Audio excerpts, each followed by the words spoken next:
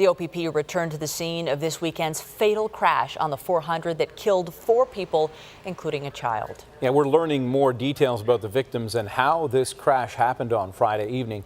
CTV's Tamara Cherry is live near the scene with new information from investigators. Tamara?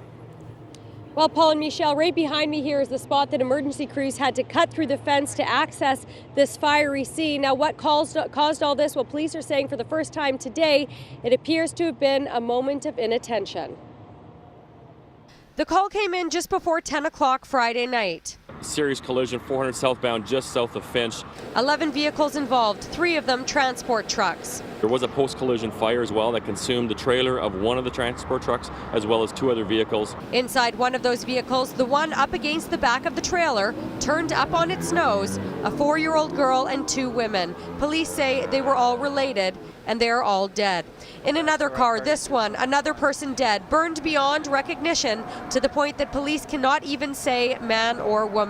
What caused all this? Police believe traffic had been slowing before the crash, much like it is here, much like it usually is here. And one of those transport truck drivers was simply not paying attention. Traffic was possibly slowing down or stopping in the 400.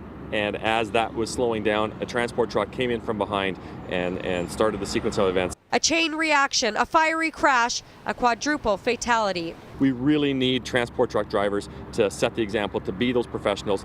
They're held to a higher standard, and they need to be held to a higher standard. Because when they have a moment of inattention, the consequences are more severe.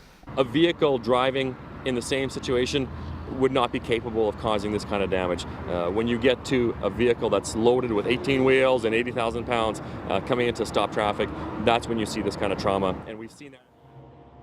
So police say that they're waiting on autopsies that are beginning today before they tell us who these victims were. Now, as I mentioned, in the second vehicle with the single fatality, they weren't even sure if it was a man or woman. In the other vehicle with the little girl and her 2 female relatives, they say they're fairly certain of who those victims were, but they won't be releasing any names until they hear back from the coroner. Now, what do police need from you? Well, investigators are appealing to any witnesses, in particular anyone who has dash cam video who was in the area that night, to call the Toronto OPP detachment. Reporting live at the scene, I'm Tamara Cherry. Paul, over to you.